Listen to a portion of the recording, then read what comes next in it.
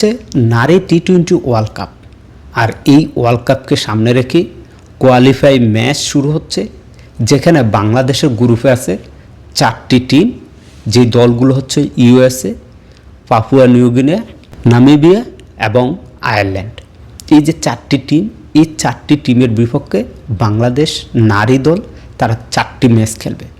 সেই ম্যাচগুলোর উপর ডিপেন্ড করে বাংলাদেশের যদি ফার্স্ট সেকেন্ডে থাকতে পারে তাহলে বাংলাদেশ চলে যাবে এই যে কোয়ালিফাই ম্যাচগুলো, এই ম্যাচের প্লে অফে গিয়ে ওই যে বাকি যে গ্রুপগুলো আছে, যে গ্রুপ থেকে প্রতিটা গ্রুপের থেকে 2টি করে দল আসবে, সেই দলের সাথে খেলা হবে। সেখান থেকেই জয় পাওয়ার পরে বাংলাদেশ নারী দল জায়গা করে নেবে ওমেন্স টি-20 ওয়ার্ল্ড কাপে।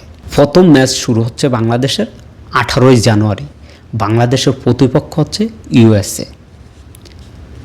দ্বিতীয় ম্যাচ বাংলাদেশের 20 জানুয়ারি, সেই ম্যাচে বাংলাদেশের প্রতিপক্ষ পাপুয়া নিউগিনিয়া। এবং তৃতীয় ম্যাচ আগামী 22 জানুয়ারি, বাংলাদেশের প্রতিপক্ষ হচ্ছে নামিবিয়া।